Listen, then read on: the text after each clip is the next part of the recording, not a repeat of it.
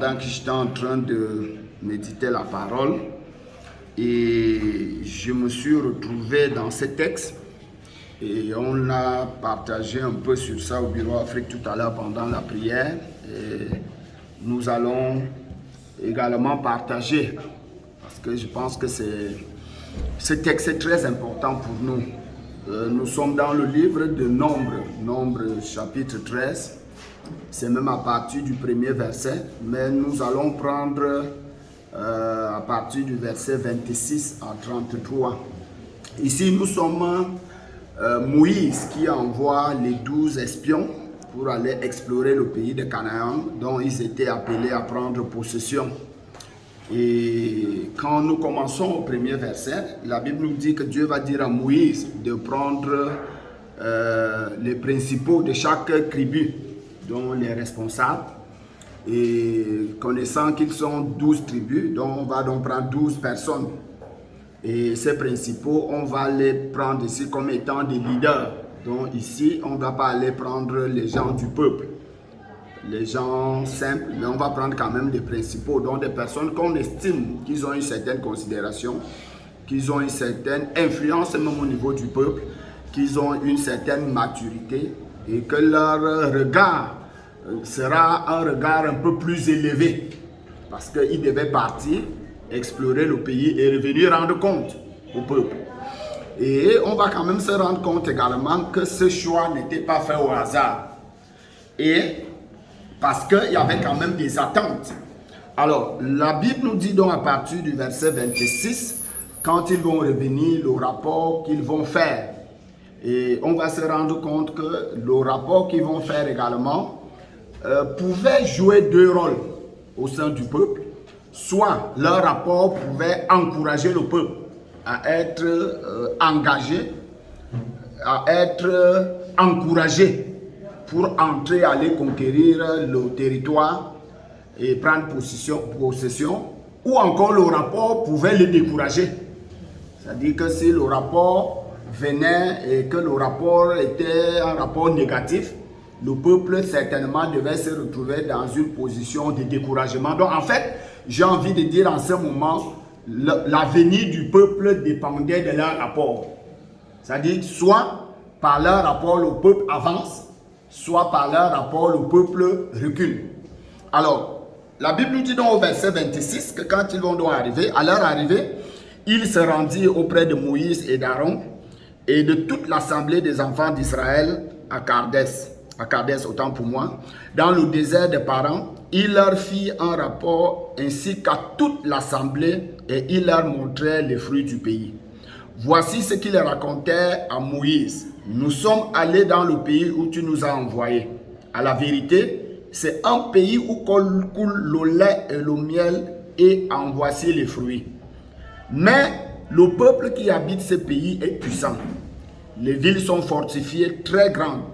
Nous y avons vu des enfants d'Anak, les Amélécites qui habitent la contrée du Midi. Les Étiens, les Jébusiens, les Amoriens habitent la montagne et les Cananéens habitent près de la mer et le long du Jourdain. Verset 30. Caleb fit taire le peuple qui murmurait contre Moïse. Il dit, montons, emparons-nous du pays, nous y serons vainqueurs. Mais les hommes qui étaient allés avec lui dirent, nous ne pouvons pas monter contre ce peuple, car il est plus fort que nous. Et ils décrièrent devant les enfants d'Israël le pays qu'ils avaient exploré. Ils dirent, le pays que nous avons parcouru pour l'explorer est un pays qui dévore ses habitants. Tout ce que nous y avons vu sont des hommes d'une haute taille. Et nous y avons vu les géants, enfants d'Anak, de la race des géants. Nous étions à nos yeux et aux leurs comme des sauterelles.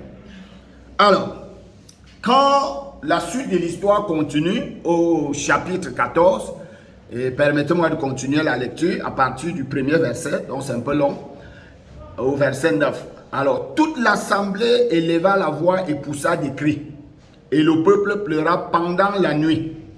Tous les enfants d'Israël murmuraient contre Moïse et Aaron, et toute l'assemblée leur dit, que ne sommes-nous pas morts dans le pays d'Égypte? ou que ne sommes-nous pas morts dans ce désert? Pourquoi l'Éternel nous fait-il aller dans ce pays où nous tomberons par l'épée? Nous, où nos femmes et nos petits-enfants deviendront une proie. Ne vaut-il pas mieux pour nous de retourner en Égypte? La suite. Et ils se dirent l'un à l'autre, nommons un chef et retournons en Égypte. Moïse et Aaron tombèrent sur leur visage en présence de toute l'assemblée réunie des enfants d'Israël.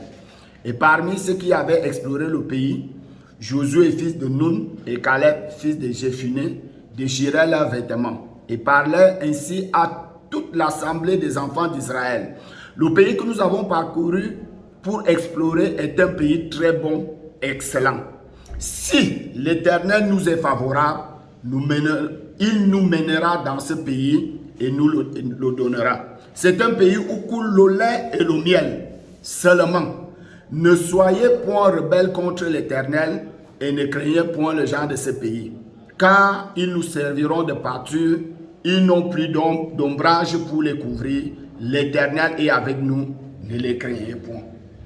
Alors, pendant que j'étais en train de méditer sur ce texte, je me suis rendu compte et je pouvais me rappeler des propos du grand frère dernièrement quand il enseignait lors de la rencontre des pasteurs, des prédicateurs et les membres du comité directeur du district du Fundi, où un des éléments qu'il avait sorti, c'était que nous sommes des influenceurs. Alors, dans cette histoire, on va donc se rendre compte également que ces 12 étaient des influenceurs. Ils pouvaient influencer le peuple soit négativement, soit positivement. Et leur rapport, quand ils vont arriver, ils vont trouver le peuple qui les attendait et qui voulait savoir exactement comment est-ce que est le pays dont ils doivent entrer en possession. Mais on va se rendre compte que par leur attitude, surtout les 10, excepté Caleb et Josué, ils vont jeter le peuple dans le trouble. Au point où le peuple va commencer à murmurer contre Moïse et Aaron, contre l'Éternel, au point où ils vont arriver même à un niveau de dire que mais, normalement, vraiment Dieu c'est un menteur. Comment est-ce qu'il a fait pour nous sortir de l'Égypte? En temps normal, il devait nous laisser là-bas. Nous, on devait rester là-bas que de nous faire souffrir comme ça. Donc c'est un menteur, toutes les promesses qu'il nous a fait là, ça ne sert à rien. Et on peut donc se rendre compte que par l'attitude de ces 10, en fait, ils ne vont pas réjouir le cœur de Dieu. Et je me suis rendu donc compte que nous également, en tant que leader, en tant que membre du bureau de la coordination nationale, nous avons une place ou encore un rôle capital à jouer auprès du peuple. Et nous sommes donc appelés à faire très attention au rapport et au langage même que nous tenons face à ce peuple. Parce que nous sommes appelés à ne pas, comme la Bible le dit, marcher par la vue, mais marcher par la foi. Ça veut dire que quand Dieu a dit que quelque chose doit se faire, c'est vrai pour nous, en tant que des humains, on peut trouver ça que c'est très difficile. On peut trouver que vraiment ça on ne peut pas, parce que c'est exactement la même situation où ces gars vont trouver que c'est difficile pour prendre ces pays. Puisqu'ils vont dire que les fils d'Anak qu'ils ont vus là, ce sont des géants. Et qu'à leurs yeux, ils sont comme des sauterelles. Donc à leurs yeux, aux yeux des fils d'Anak. Donc là où c'est là, vraiment rien ne peut être fait. On va donc se rendre compte à partir de ce moment, ils démontrent qu'ils n'avaient plus confiance à Dieu, mais ils avaient plutôt confiance à eux-mêmes. Et cette confiance donc qu'ils ont plutôt sur eux-mêmes va les amener à tenir un langage qui va créer les murmures au sein du peuple. Ça veut donc dire que nous-mêmes là où nous sommes là, nous avons besoin, comme je le disais, de faire très attention vraiment au langage que nous tenons. Ça veut dire quoi? Il y a des choses qu'on peut s'asseoir, on finit de travailler, on finit de définir. Dès que nous sortons, nous sommes obligés, permettez-moi l'expression, de parler un seul langage. Parce que si ces gars étaient venus et ils avaient parlé un seul langage comme Josué et Caleb, le peuple devait avoir plus d'assurance. Et le peuple ne pouvait pas se retrouver dans les murmures. Mais leur langage dispersé a plutôt provoqué un effet négatif face au peuple. C'est pour ça que nous avons donc besoin de savoir que, influenceurs donc nous sommes auprès du peuple, il faudrait que notre influence soit de manière positive, dans tous les sens. Que ce soit vraiment de manière positive. Ça veut dire que quand j'ai les rapports avec un fidèle, quand j'ai les rapports avec un membre de l'église, il faudrait que je comprenne quelle est ma position et quel est le rôle même que je suis appelé à jouer auprès de lui. Parce que si j'arrive, pendant qu'il se plaint, par exemple de certaines situations qui se passent à l'église, moi-même j'ouvre la bouche, je lui dis vraiment frère, bon c'est seulement comme nous on est liés à la coordination, donc on est obligé de supporter, mais c'est des choses que moi-même, même quand on parle souvent, je ne suis pas d'accord. Mais comme eux, ils ont décidé, bon, moi je marche et on va encore faire comment? En tout cas, avançons, on va voir ce que Dieu va faire devant. Ça, ce ne sont pas des langages normaux. En fait, nous sommes appelés à nous défendre nous-mêmes et à défendre ce que Dieu nous met à cœur de faire auprès du peuple. Et je peux rendre donc grâce à Dieu pour Josué et Caleb qui vont donc tenir des propos quand même pour rassurer le peuple. Parce que les propos qu'ils tiennent démontrent qu'ils sont les hommes de foi. Parce qu'ils ne s'appuient pas sur eux-mêmes en disant que nous sommes un peuple guerrier, nous sommes un peuple fort, montons, on va conquérir le pays. Ils vont dire quoi? Si l'Éternel est avec nous. En fait, la seule chose que nous, on a besoin de se rassurer, est-ce que l'Éternel est avec nous dans ce projet? Amen. Donc, si l'Éternel est avec nous, tout ce que vous voyez comme difficulté là, tout ce que vous voyez comme blocage et autres là, c'est rien. Parce que nous voici qui sommes en train d'aller, par exemple, à la Convention internationale 2025. Ce qui est sûr, il y a des questions qui nous seront posées par le peuple, peut-être même qui sont même déjà posées. Mais le problème aujourd'hui, c'est que comment est-ce qu'on répond? En fait, c'est là où tout se joue. Le peuple, lui, est dans l'obligation de se poser des questions. Parce qu'il ne comprend pas des choses au niveau dont nous sommes censés comprendre les choses. Mais le problème, c'est que est-ce que nous avons foi que Dieu, qui nous a mis ce projet à cœur, est avec nous et que c'est lui qui va réaliser le projet? Si nous avons foi, notre langage sera un langage positif qui va encourager le peuple. C'est pour ça qu'ils vont conclure en disant que dans tout ça, là, ne craignez pas ces gens de ce pays, car ils nous serviront de pâturage. Donc ne craignez pas ce que vous voyez là. Ils n'ont plus d'ombrage pour les couvrir. Pourquoi? Parce que l'Éternel est avec nous. Amen. Alors, bien aimé dans le Seigneur, c'est pour ça qu'en son temps, Paul pouvait exhorter l'église de Corinthe dans 1 Corinthiens, chapitre 1, le verset 10.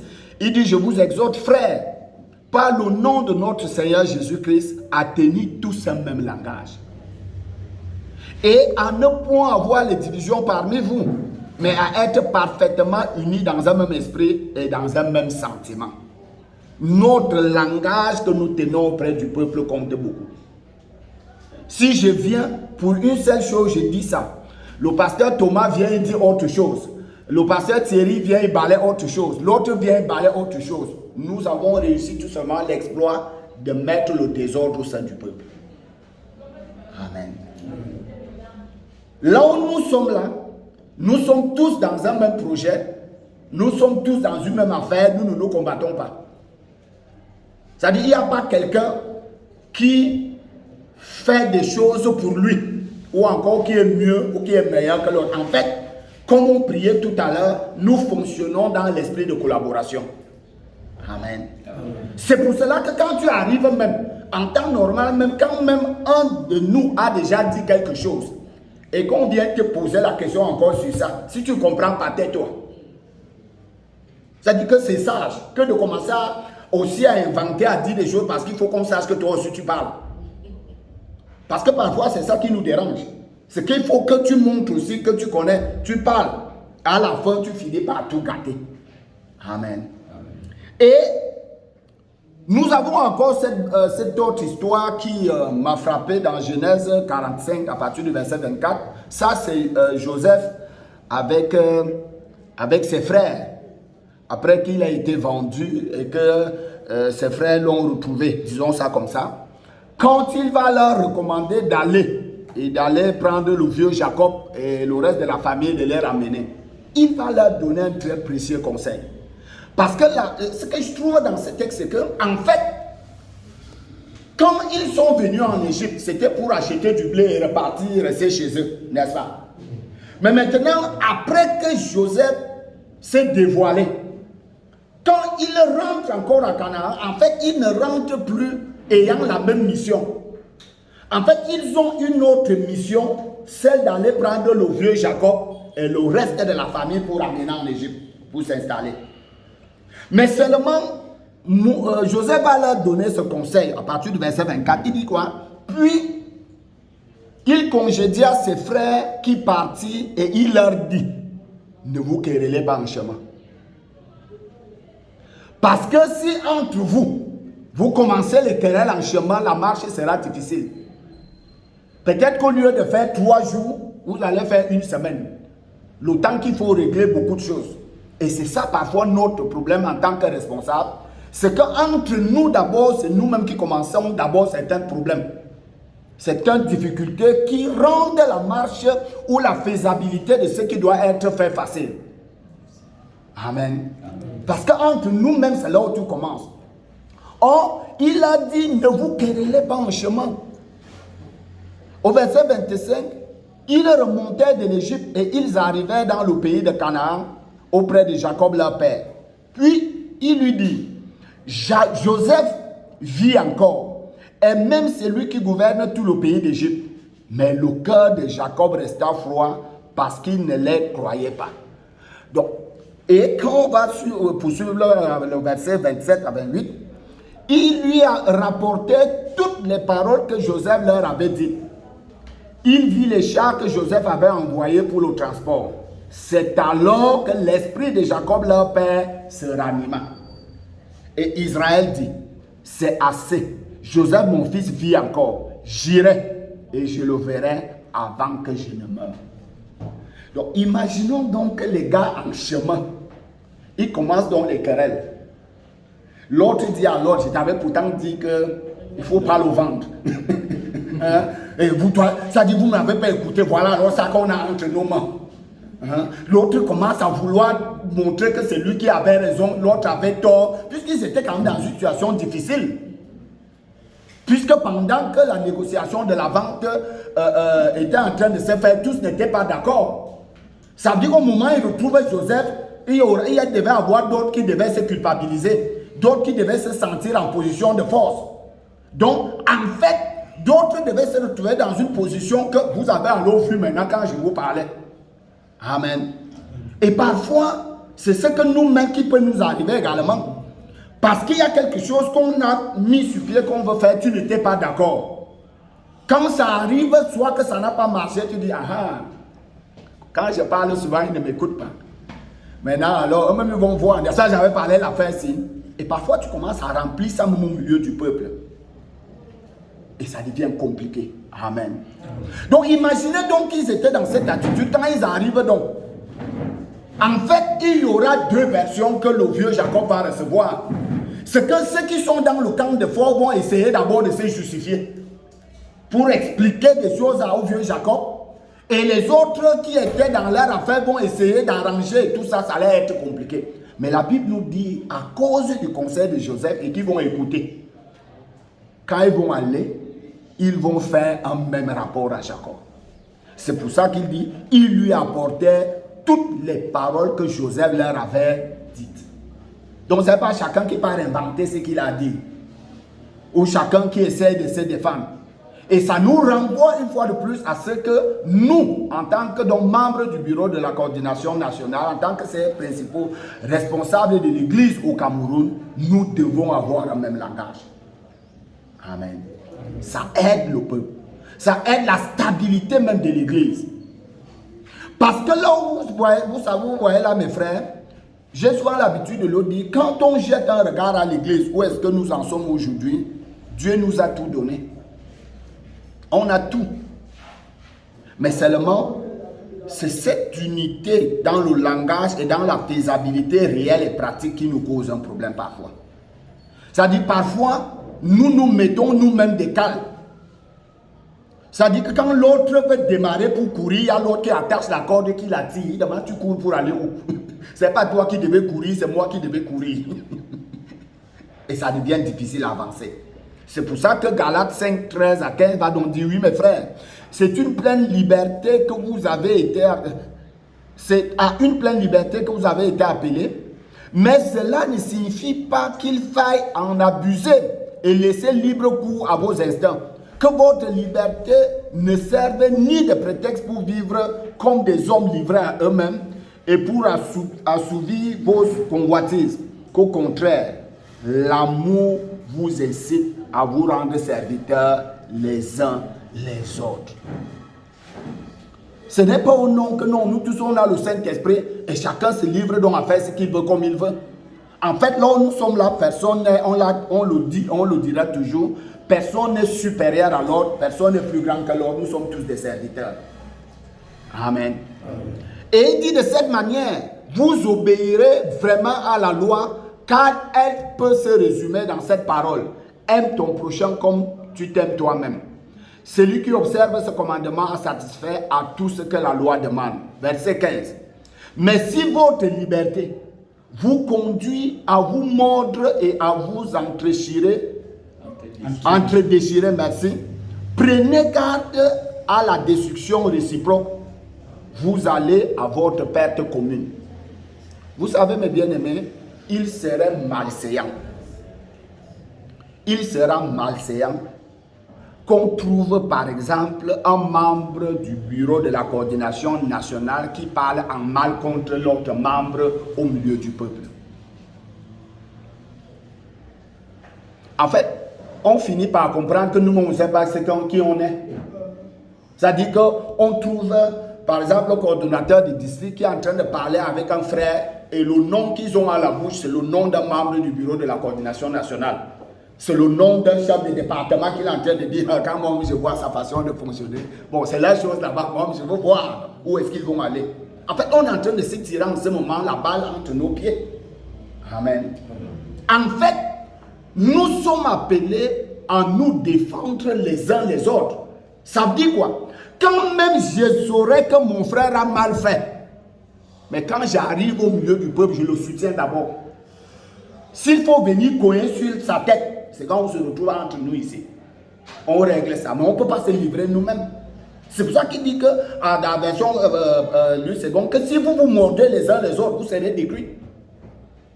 Ça veut dire que si on passe le temps à avoir des rapports qui ne sont pas des rapports d'amour, des rapports fraternels, où un peut chercher à montrer qu'il est meilleur, ou il est plus bien que l'autre au milieu du peuple, ça ne va pas marcher. Et là, c'est pour cela que quand on rentre donc dans ça, la chose qu'on réussit à faire, c'est de créer donc des clans. Parce que dans tous les cas, nous-mêmes, on peut devenir des personnes qui favorisons les clans à l'église sans toutefois savoir que c'est nous-mêmes qui sommes à l'origine. Amen. Or, notre travail devrait donc être de veiller et que Dieu nous aide pour que des choses pareilles n'arrivent pas.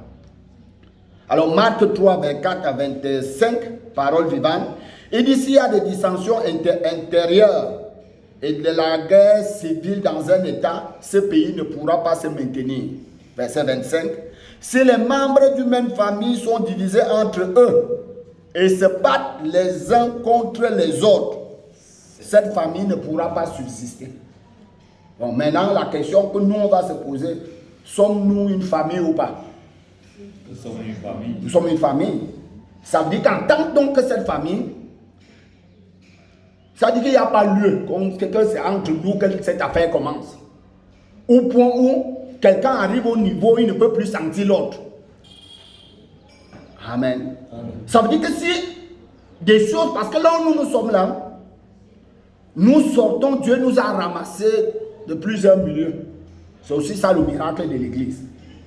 Avec des éducations qui ne sont pas les mêmes, avec parfois même des cultures qui ne sont pas les mêmes, avec même au niveau de la compréhension, pendant que nous sommes à l'église, on n'aura jamais la compréhension au même niveau.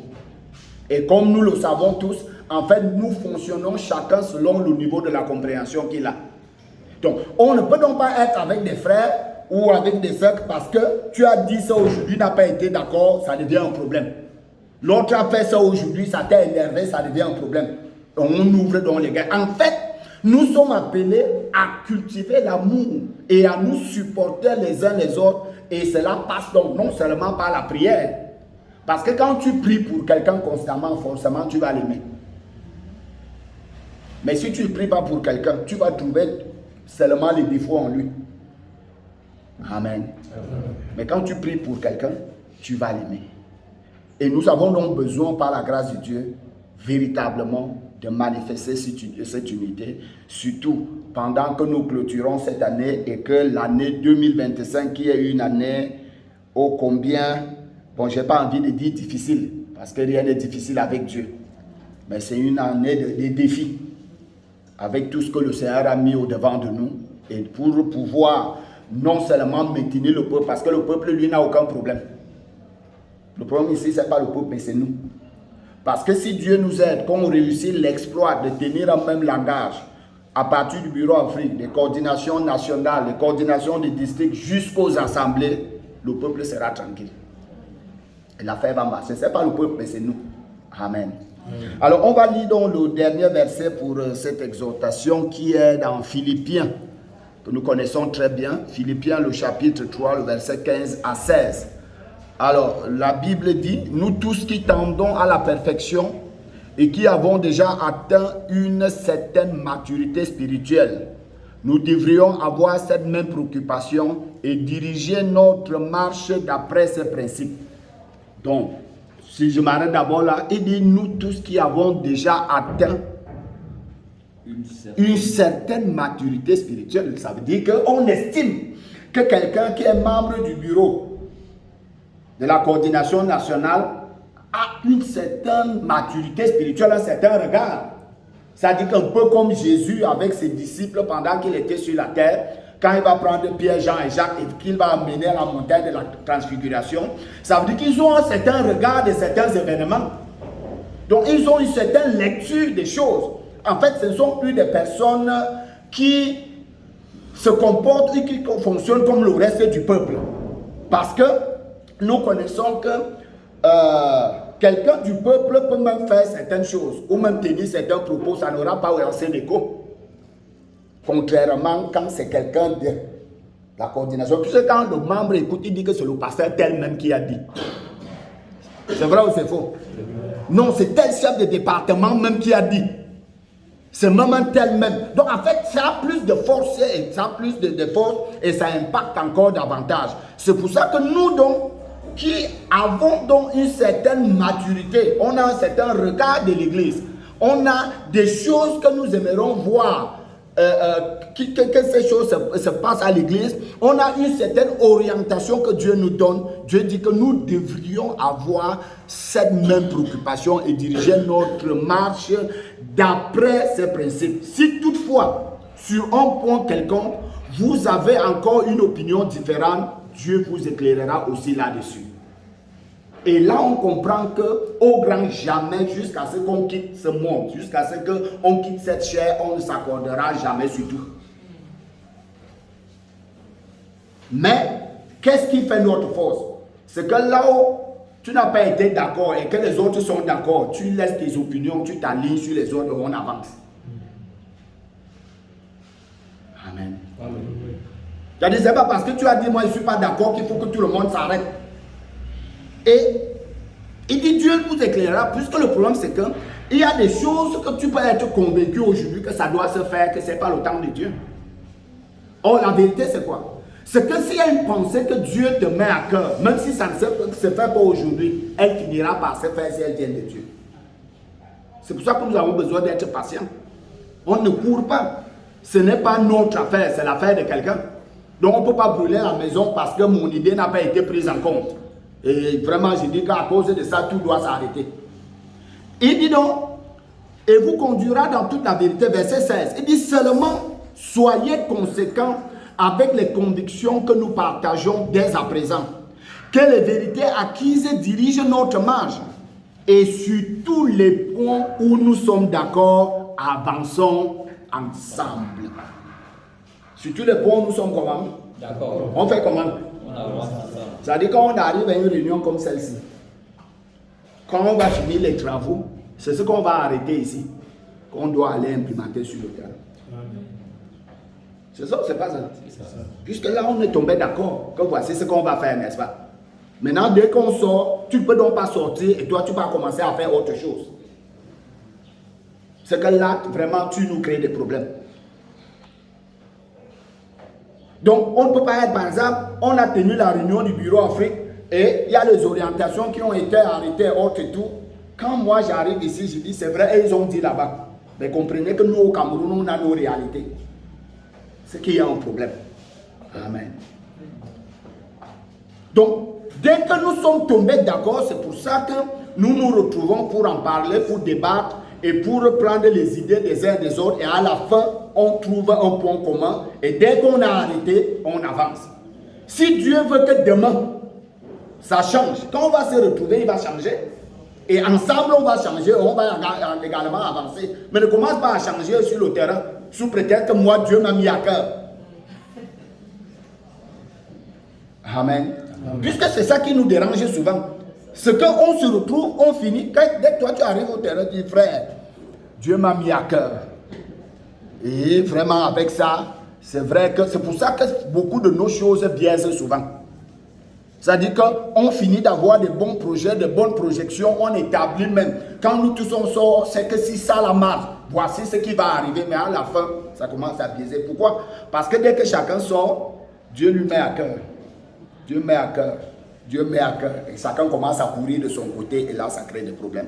Et je voudrais vraiment que Dieu nous aide, que pour cette fois-ci, que tout ce que nous arrêtons, que nous puissions marcher ensemble. Amen. Amen. Et que nous puissions les appliquer, les implémenter sur le terrain. Et nous allons voir comment est-ce que non seulement le peuple même sera en paix. Vous savez, parfois tu causes avec les frères. Un qui dit que bon, moi, j'entends souvent quand on fait les annonces, on a dit ça, mais ce que nous on fait chez nous ici, ce n'est pas ça. Donc vous voyez un peu à partir de ce moment ce que ça crée. Puisque parfois les annonces viennent depuis le bureau Afrique, n'est-ce pas? Ça passe même dans les forats. Et tous les brebis savent que voici là où on parle. Moi, je suis coordonnateur national, coordonnateur de district ou chef de département. Moi, je fais autre chose sur le terrain. Tout de suite, le peuple comprend qu'il y a un problème. Amen. Mais s'ils voient que l'orientation qui a été donnée depuis le haut, c'est ça que moi j'implémente sur le terrain, ils comprennent que non, nous-mêmes nous sommes sérieux, allions-nous facilement, avançons. C'est exactement comme dans une maison. Vous savez, les enfants sont des bons psychologues. Qu'est-ce qu'ils font? Quand ils regardent les deux parents, on essaie de les jongler. C'est pas ça. Donc ils jonglent. En fait, ils travaillent pour leur intérêt à eux. Ce n'est pas pour l'intérêt des parents. Donc quand tu vois les gars là s'aligner sur toi, tu penses qu'ils t'aiment beaucoup. Ils t'aiment pas, c'est leur intérêt à eux. Et ils cherchent ses intérêts. Ils savent que papa, quand dès que je compose comme ça, je compose, ça sort. Quand je pars composer maman comme ça, ça va sortir. Donc ils cherchent même à vous diviser plutôt. Et parfois le peuple se comporte de la même manière. Et toi sur le terrain, tu penses qu'on t'aime. Amen. La preuve, c'est que c'est ce même peuple parfois que tu penses qu'ils t'aiment. Demain, si tu n'es plus là, ils te tournent le dos. Ils ne sont même plus avec toi. Ils partent s'accrocher sur l'autre qu'on vient de mettre. C'est lui maintenant qu'ils aiment beaucoup. Amen. Et parfois, même quand tu n'es plus là, les premiers commencent à crier, oh, pourquoi on t'a enlevé? Non, il ne faut pas le laisser. Oh, pourquoi? Peut-être que quand tu étais là, eux aussi ils étaient là, ils avaient leurs petits avantages. Maintenant, l'autre qui vient d'arriver, ils sont dans l'incertitude. Il se pose la question, il va poser les pas comment? Est-ce qu'on aura encore ce qu'on avait? Donc, la petite guerre comment? Mais dès qu'il observe longtemps, il se rend compte qu'avec lui-même, il gagne mieux. Toi-même, on t'a oublié. Et on se retrouve sur lui. Amen. C'est pour ça qu'on a besoin que Dieu nous aide à ce que nous soyons sobres et que nous soyons unis dans le même langage. Merci pour votre écoute.